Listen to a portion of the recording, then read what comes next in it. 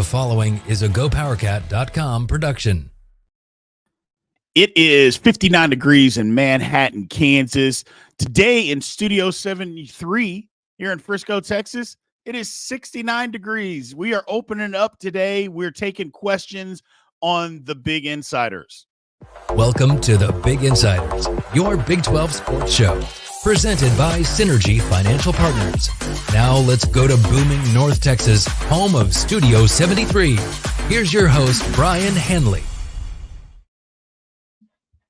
Hello, this is Brian Hanley, otherwise Big B. Again, we are here at the Big 12 Insiders, sponsored by Synergy Financial Partners, bringing in our man, Tim Fitzgerald. What is going on, Fitz? How's it going? Nothing, brother. Nothing. How are you doing? I am doing all right. Glad to be here. Glad we got the show going again today. So today, again, we're just kind of we usually do this on Fridays. Yep. But we had a little scheduling snafu with some other guests. So tomorrow we'll have, guests on from KU and from Houston talking a little hoops. But today we're going to open it up and just kind of answer questions and talk about the conference as a whole. So I thought the first thing, we could just kind of start off is, there's a pecking order right now as far as conferences are concerned. Yep. The Big Ten, SEC, look, they formed this. They don't want to call it an alliance. They keep saying that that's a bad word. And my whole thing about all that, Fitz, is, I know we've talked about it before, but I'm just, if you're trying to fix the college football playoff, shouldn't you include everybody that is part of the college football playoff? Shouldn't you do that, Fitz? Alliance is a bad word because they made it that way. Correct. I mean, these conferences go into cahoots with conferences and just absolutely destroy them. So if they invite you to be part of it, watch your back, man. It's just ridiculous how they operate. Again, they're not looking out for the good of college athletics. They're looking out for the good of how they can make the most money and screw other people over. That's what the history of the SEC and Big Ten has been. That's what they're looking at. They don't care if they destroy something everyone loves, as long as they make a buck. That's America. Honestly, Big B, it makes me very angry. Yeah, it's ridiculous. And here's the thing that I thought was really interesting that I saw yesterday, and I think they're not even thinking about this part of it. They're bringing up the college football playoff as far as football is concerned, and they're saying, okay, because eventually they're going to, like we said, they're going to try to just make it be 25 teams at most. That's what they're wanting to do, 25, maybe 30. Okay, and eliminate themselves from the NCAA. Well, what happens to the NCAA tournament? Right. On the flip side of basketball, you're telling me that you're going to keep Kentucky out of that?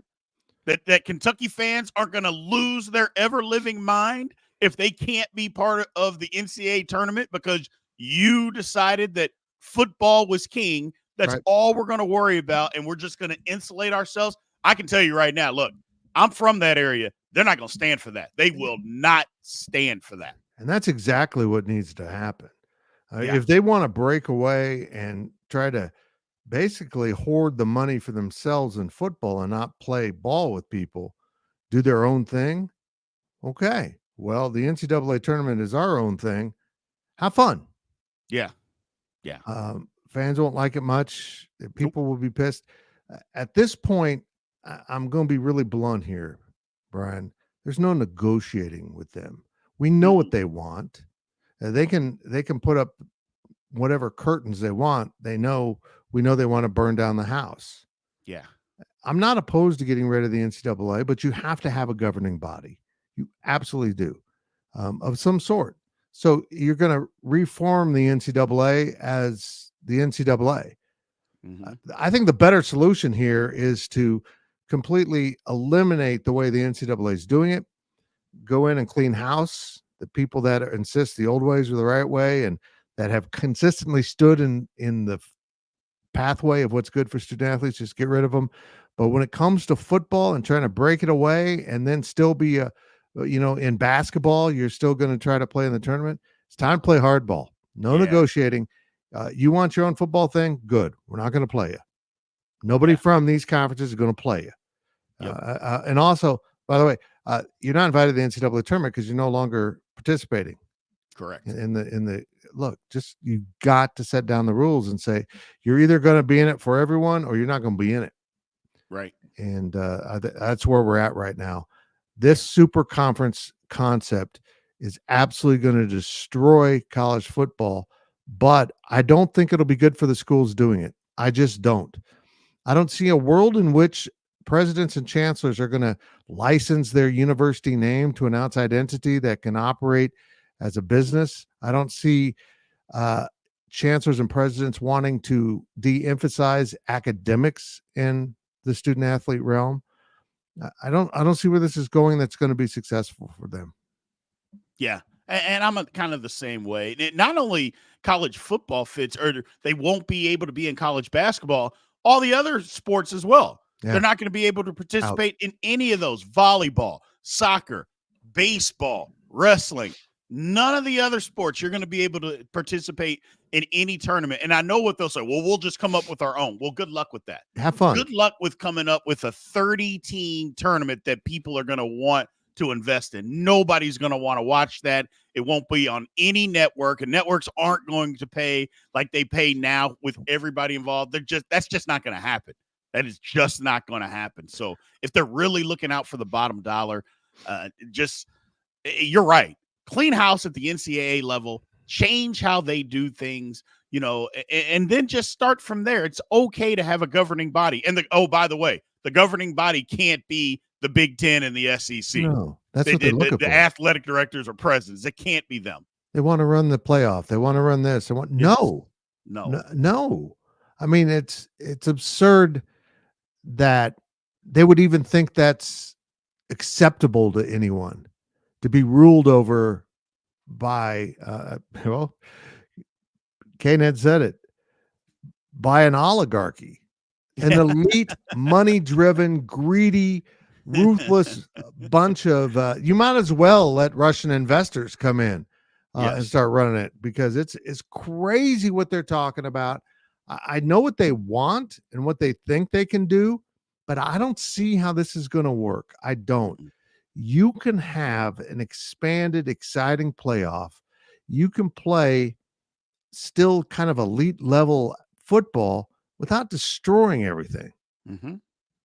But they just want to break things and show they're in charge. And I'm out. And I hope the Big 12 says, screw you guys. We're going to stand up to you.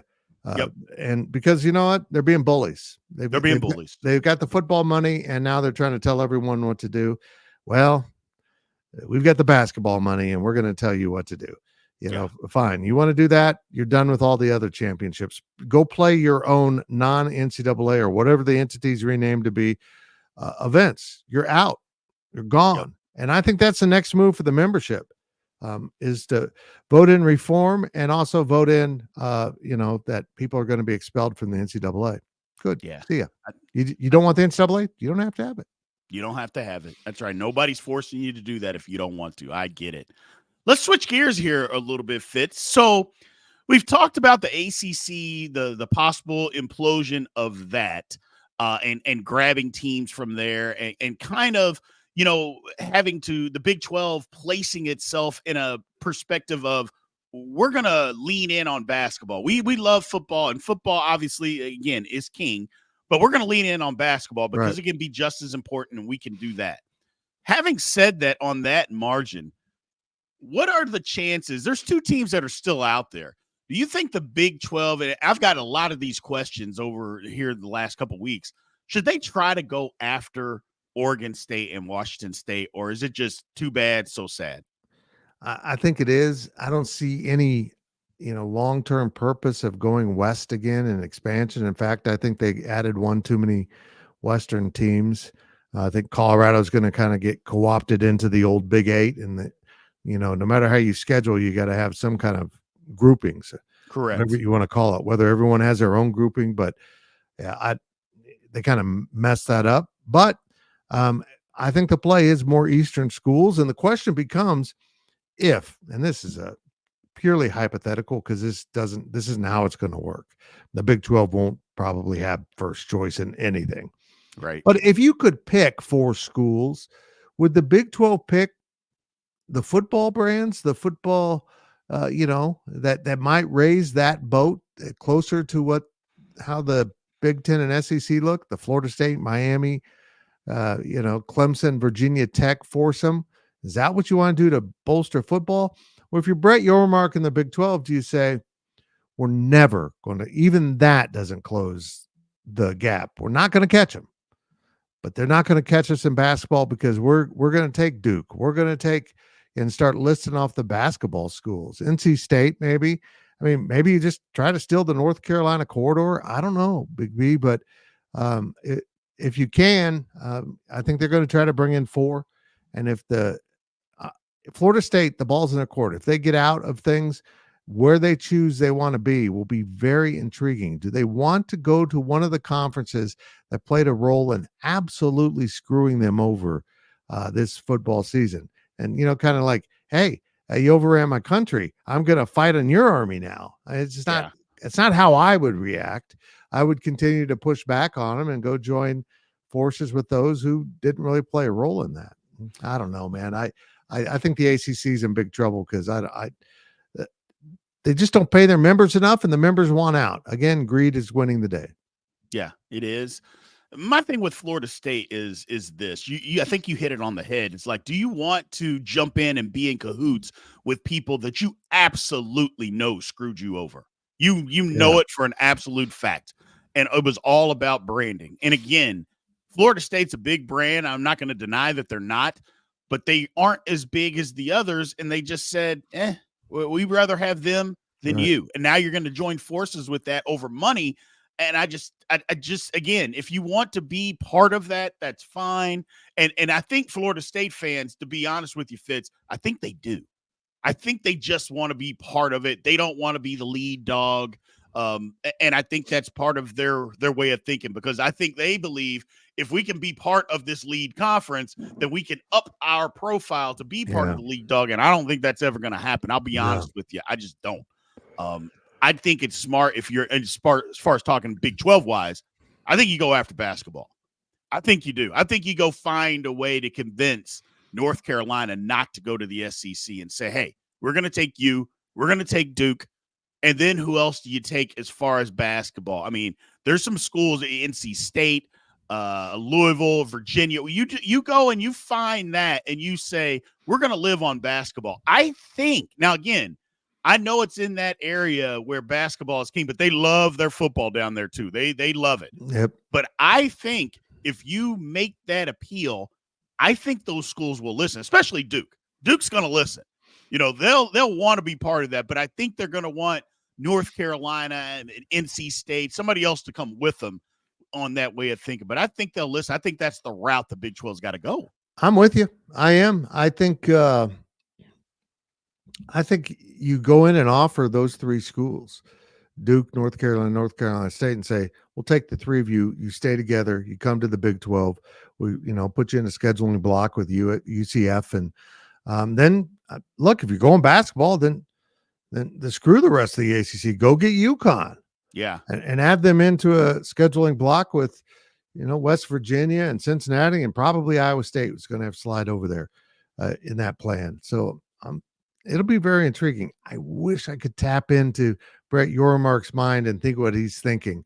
I mean, is he thinking that if they try to do the breakaway, that this conference is going to go, maybe 24 schools, 30 schools, and it really have like 3 conferences of 10? I'm not sure. I'm not sure what he's thinking. I know he's thinking. I know he's seeing all the angles. He's working on it. He's talking to me, and he's not a person that just lives in his own mind. He's talking to a lot of very smart people about this topic and what the future is. I'm very happy for the Big 12 that they have a leader that doesn't take shit and will be very forceful in what he wants. Yeah, and it's good to see. I mean, we didn't always have that in the Big 12 either.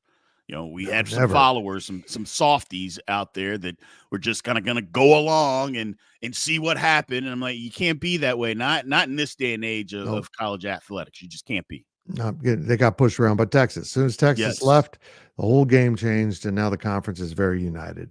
Yes, which I love. I love that fact And again, we're seeing a lot in the comments. Good riddance. We don't need them. I love that stuff. I think we lean into basketball. I think we make it happen, and we go that route. Switching gears again. So let's start talking a little bit about hoops here. Mm-hmm. And obviously we'll get into more of that tomorrow as well. But conference play is just going berserk. It's stupid. At this point, it's just stupid. It's so hard to win anywhere these days. I just don't know what's going on. And I'll be honest. I've followed the Big 12 conference since its inception.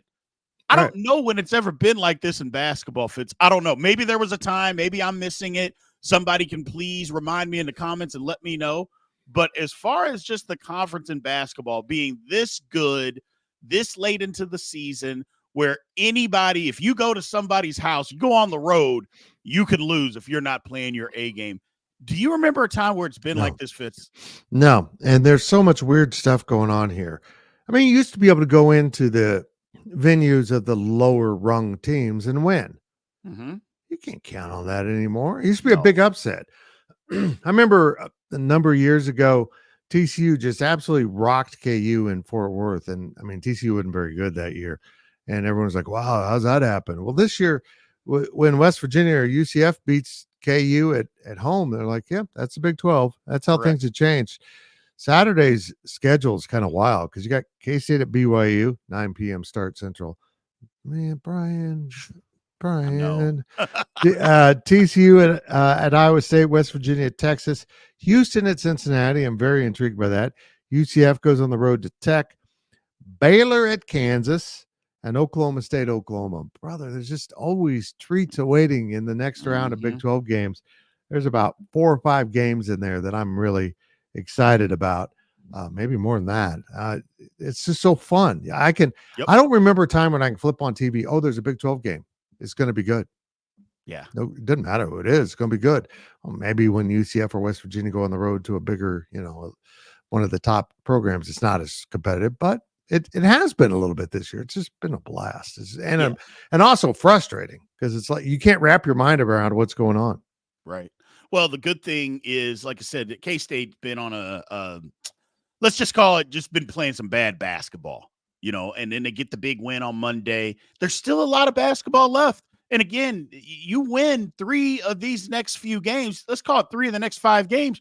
They're right back in the tournament. I mean, they're right there. So it's just, and for so many teams, you look at the standings, there's so many teams that are at 4 and 5, and you're thinking, okay, how's this going to end up? How is this all going to play out down the stretch here, in the month of February, the very beginning of March? And we'll see over the next month who gets in. I threw out a fairy tale, Fitz, of saying 11 teams were going to get in. 11, I'm sorry, that fairy tale has cried. 11 teams aren't going to get in. That's not going to happen. 10 is going to be a huge stretch, I think, at this point. But I do think 9 can absolutely make it. I think 9 is probably a sound number. If some things go our way, maybe an upset in the Big 12 tournament, maybe they get 10. But I think 9 is probably a number that's going to work. Yeah, I feel very confident in 9. They might sneak 10 in if it's the right team. For example, Texas has had some struggles this year, but they've had some good wins. Yes. If they're number 10, they probably get in. They might send them to Dayton, but they probably get in. And I'm just going to be interested to see how the committee reacts to the knowledge from the computer rankings that the Big 12 is by far the best conference, the most competitive conference, the deepest conference. And yet the reality that, hey, the conference champion is 12-6. Right. Is this 7-9 team in 10th place really that good? Or it's going to be very interesting to see how they wrap their minds around this and make it all work. But yeah, it's going to be a mess. Well, the one thing about it is, like, there's the only bad loss that you can say, unfortunately, K-State has one of those, is Oklahoma State. But the West Virginia, if you lose to them, that's not a bad loss anymore. So where are you finding bad losses at, even if you lose nowadays? I think that's something that the committee's got to take into consideration, is that there's just no bad losses anymore. No, I mean, you look at the bottom of the standings. K-State's at 5-5, tied with Oklahoma, kind of in the middle of the conference. Mm-hmm. You get to Cincinnati, BYU, both considered NCAA tournament teams, probably are 4-5. UCF is 4-5. The Knights have really come on. It's kind of Yeah, they amazing. have. Texas is 4-6, brother. They're 4-6, and they've been ranked a lot. They get down the bottom. West Virginia's 3-6, and Okie State's 2-8. You're welcome from all K Staters. So I mean, there's just not much that that line between the schools that might get in, and the schools that probably won't get in, is so blurry. Because right now, even at 5-5, I don't think K State's in. They got work to do, and winning Saturday night in Provo would be huge. Gotcha. Well, we're going to take a quick break here. We'll come back on the other half. Hopefully, we've got some good questions, but we'll take a quick break from our partners at Synergy Financial Partners. We'll be right back. At Synergy Financial Partners, the mission is to change the way Americans plan for their financial future. Synergy doesn't just offer you a financial plan. At Synergy, the goal is to help you find your best financial future. Learn more at synergyfinancial.com.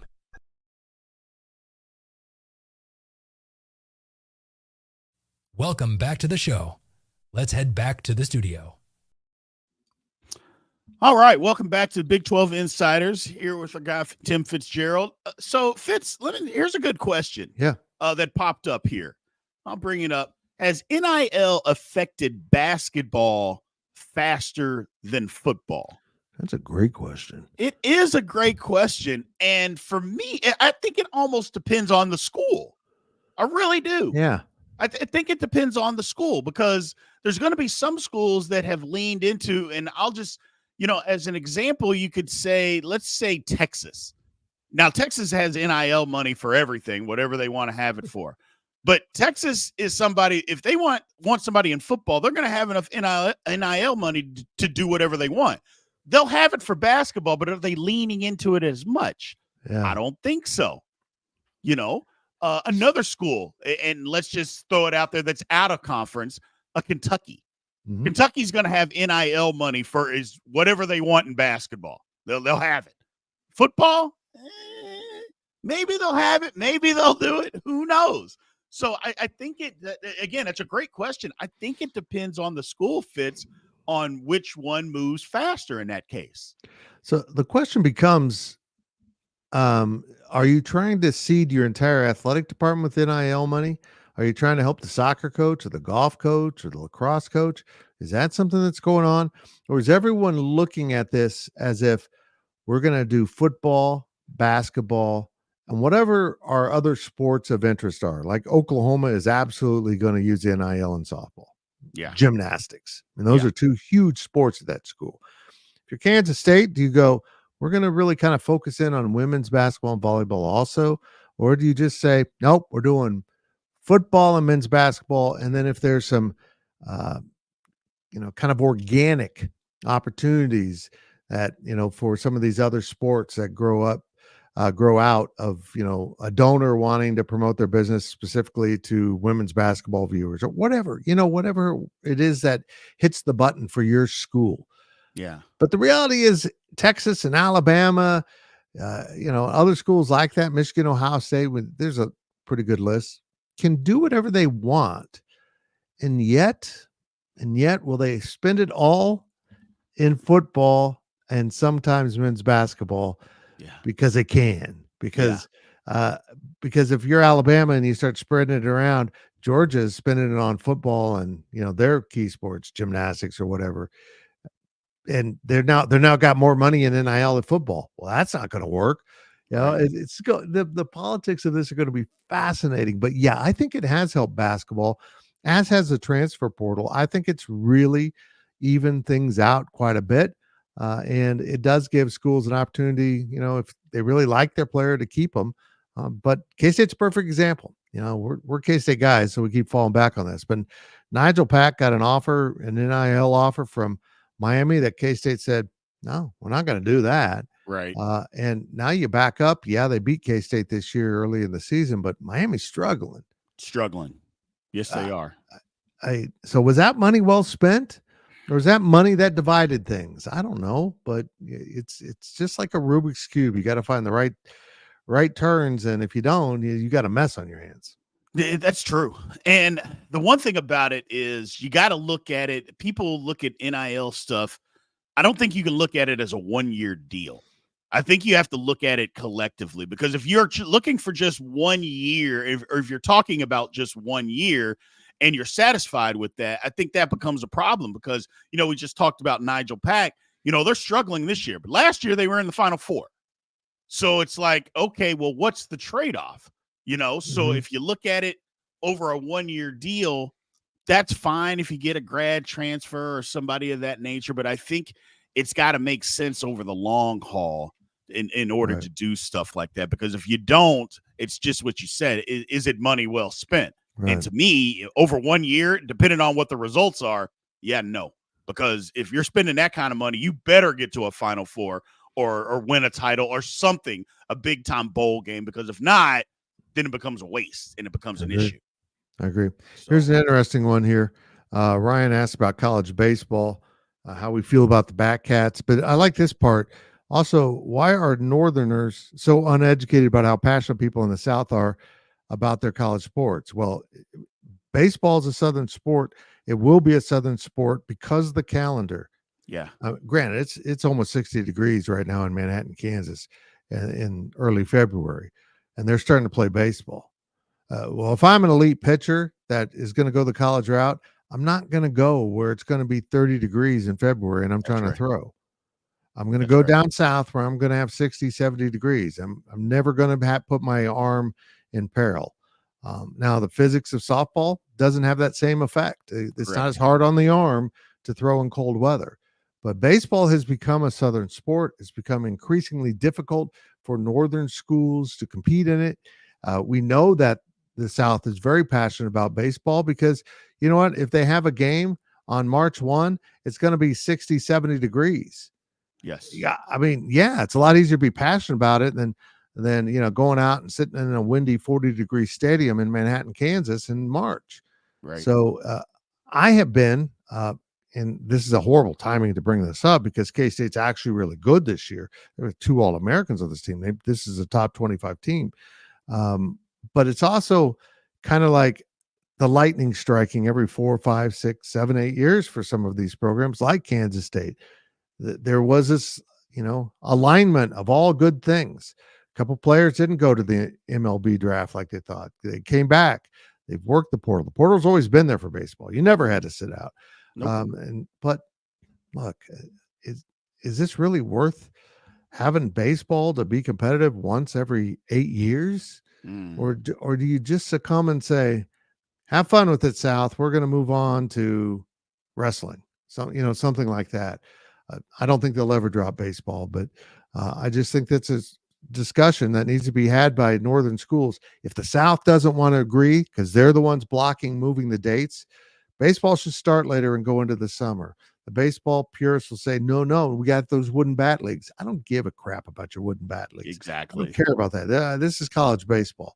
I think basketball should start in January and end in May, and I think baseball should start in April and end in July with the College World Series. I've said the same thing. College basketball gets such an unfair shake because nobody is paying attention to it until after bowl season is over. Nobody pays attention to it. And it's unfortunate because there's some really good basketball goes on. And I know that it'll get rid of like the Maui tournament and all those holiday tournaments where people are going to the Bahamas and all these other places. I get that part, but you can still have those tournaments. It just wouldn't be over Thanksgiving weekend. Right. I go, oh, and by the way, on Thanksgiving, people are watching football. People are watching college football and pro football. I go, I'm sorry.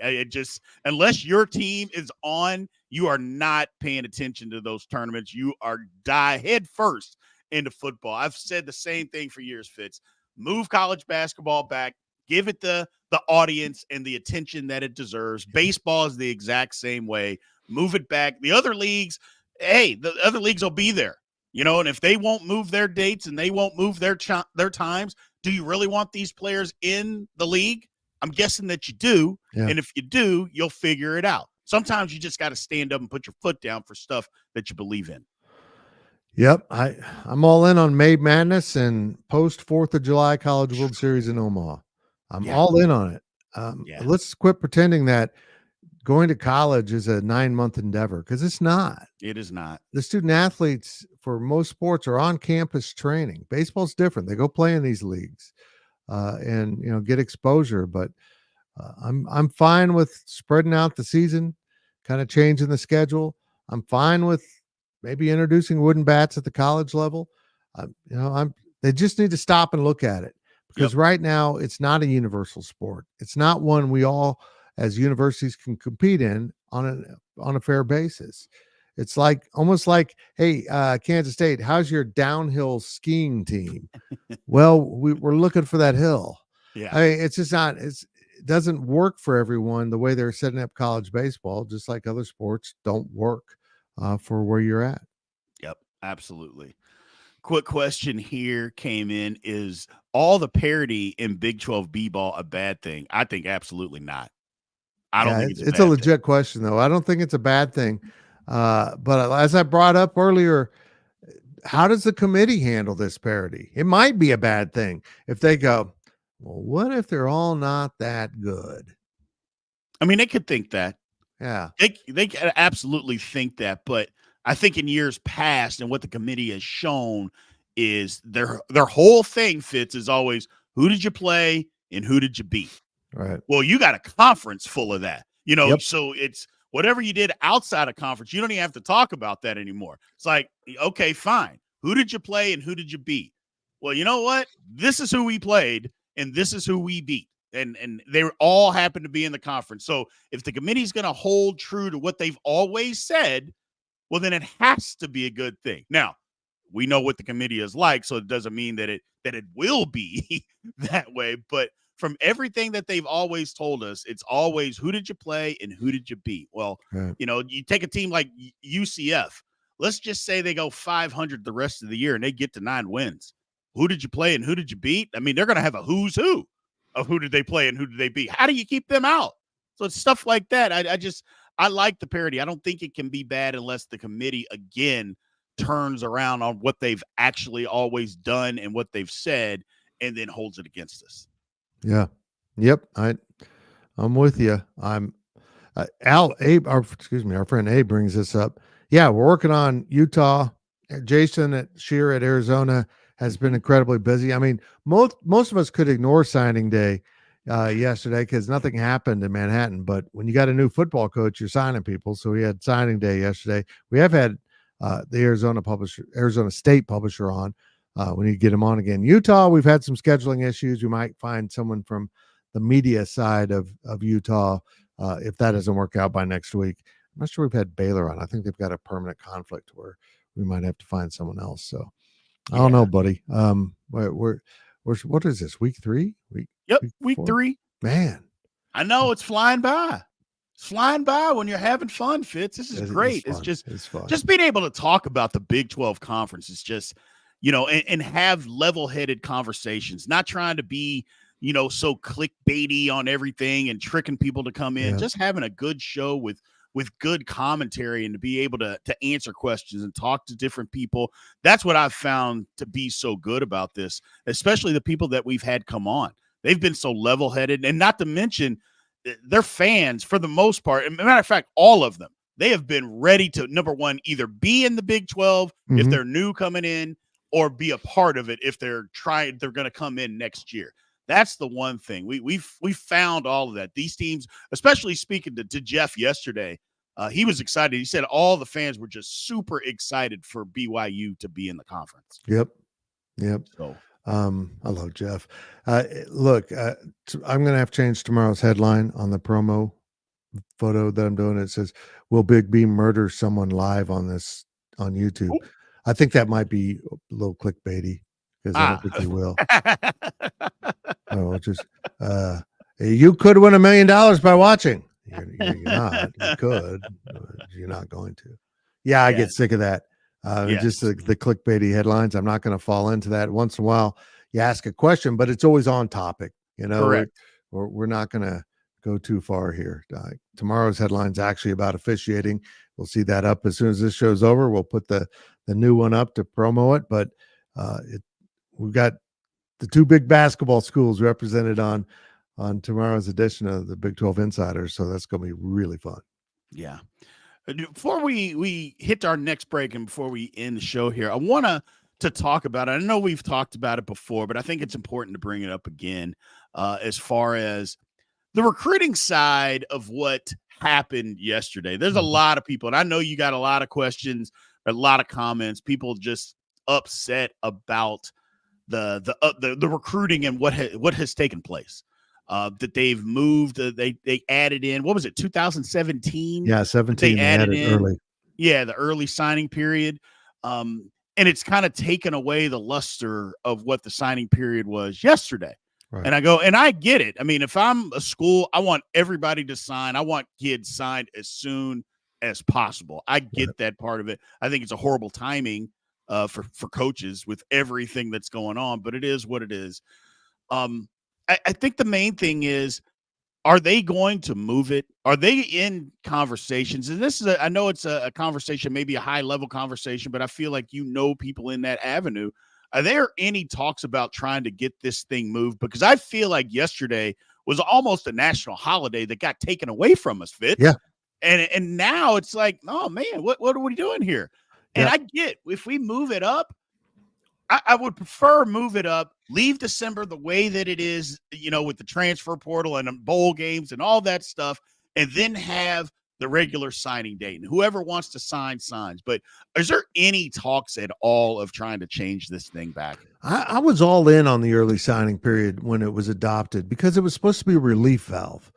Right. For those athletes that just don't want to wait. I mean, correct. They know where they're going. They want the phone to stop ringing. And, honestly, there's a lot of opportunities for big schools to come in and poach your players. You turn your head and focus on a bowl game, they're in players' ears. So I'm all in on that. But I just think they just turned into signing day, not an early signing day. It became signing day. And the late one became, oh, you didn't sign? Okay, here's another opportunity. Correct. Just totally devalued it. Again, move this before the season. If a kid that's going into a senior high school is absolutely committed 100% to a school and wants to end the process, doesn't want to play the game anymore, I want to sign, let them sign. There's your relief valve. Most kids won't make that decision that early. They just won't. I can't imagine they would. I mean, You shouldn't, to be all honest. You should wait to see how the season plays out. And if the coach gets fired, if something happens at the school, and get the emphasis back in this early February. It's so funny because December's turned into an absolute burning hell for head coaches and coaching staffs. Yeah. And this used to be a really busy time of year for coaches to try to wrap up their recruiting classes. I ran into Chris Kleiman at a press conference before a press conference when we met Matt Wells and talked to Connor Riley. He had been on vacation. It's like he gets back on the Monday before what would have been signing day. That's how much things have changed. Yeah. It's crazy. They got to fix this. The problem is December. Too much is piled up in there, and they've just devalued this signing period. Maybe it's just tradition. I'd like to get back to it, but I think fans liked it too. They liked it a lot more than the December version. Yeah, they absolutely did. Well, there's so much going on in December. Not to mention there's so much going on in December, Fitz, with people's individual lives. Yeah. I mean, you're building up for the end of the year at work. You're building up to buy Christmas presents. You're building up because you're going to have family in town or you're going to go out of town, and all these things, a bowl game coming. It's just all these different things in people's lives. People used to tune in and say, oh, you know what? I'm not taking the day off of work, but I'm paying attention to signing day all day long. And I want to see what's going on. And now when it's in the middle of everything, and again, it's a busy season for not just football coaches, just people in general, it just turns into something that's like, okay, yeah, I'm going to pay attention, but I got so much going on. I can't put my full focus on it. Where when it was in February, like again, yesterday, I feel like people put their full focus on it and it made it fun for everybody. Yep, I agree. I agree. I liked having yesterday be a slow day in theory. I was in the studio for about 12 hours, so it wasn't slow, but it wasn't the normal reasons. And honestly, on Tuesday, when my guy said, "Hey, we got all this stuff coming on Wednesday," I'm like, "Oh crap. It is Yeah, signing day." And so that kind of, this is how whacked it is for us. It marked the end of the 24 recruiting process. correct. Even though it's a signing period for whatever month or whatever. And now we're kind of shifting our focus to 25, which is going to be a huge class in the Mhm. state of Kansas, and 26. It's like, it's changed so much, but my team's on it. Again, if you're a K-Stater, we did a live last night with Ryan Wallace and Cole Carmody, my recruiting team, and you can go check that out on this YouTube channel. Gotcha. All right, we're going to park the next break before we end the show here, Fitz. Again, thank everybody for tuning in. And here is a message from our Synergy Financial Partners. At Synergy Financial Partners, the vision is to build the world's largest consumer financial education and empowerment company. Synergy doesn't just offer you a financial plan. At Synergy, the goal is to help you find your best financial future. Learn more at synergyfinancial.com. Welcome back to the show. Let's head back to the studio. All right. Well, Fitz, again, thank you for taking the time out Yeah. today to join us. Look, Big 12 is I think that the Big 12 is just headed in the right direction. I did too. I know we say a lot of different things and we get mad, and we're mad at the Big 10. We're mad at the SEC. We're mad at the NCAA, everything that's going on.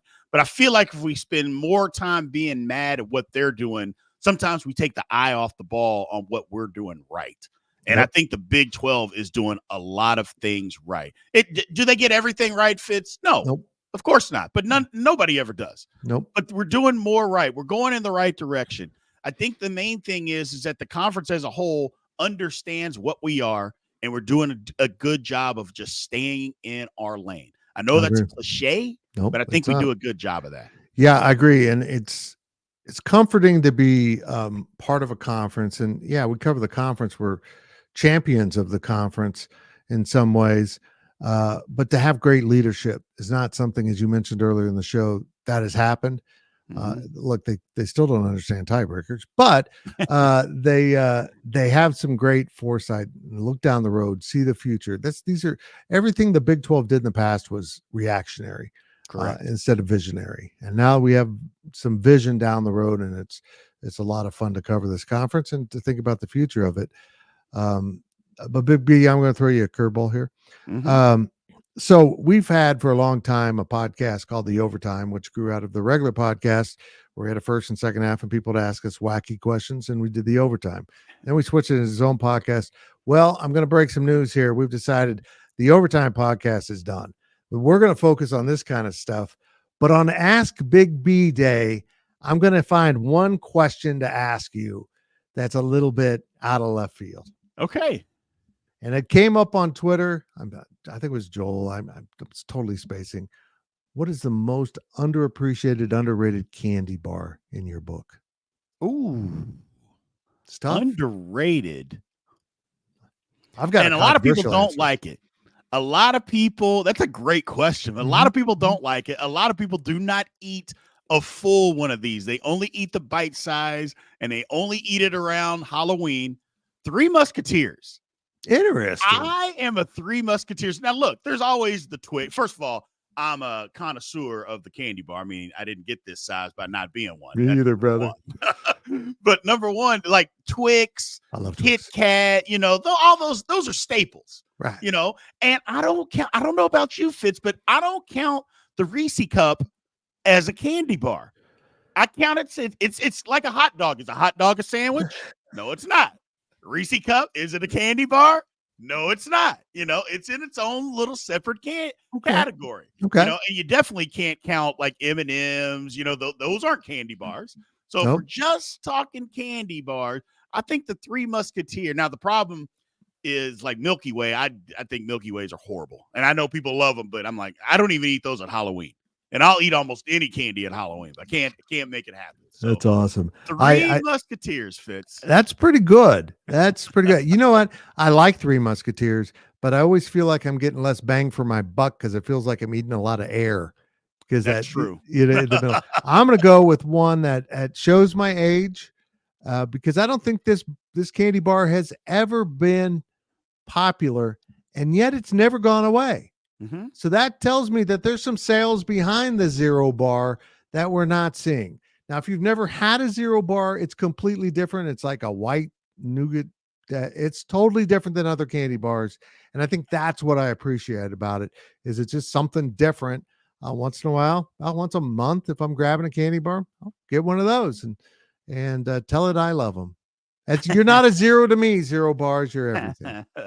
I love it. I love it. Well, thank you again, Fitz, for taking the time. And thank everybody again for joining the Big 12 Insiders. I know I messed that up at the beginning of the show. Unbelievable. But I appreciate everybody tuning in.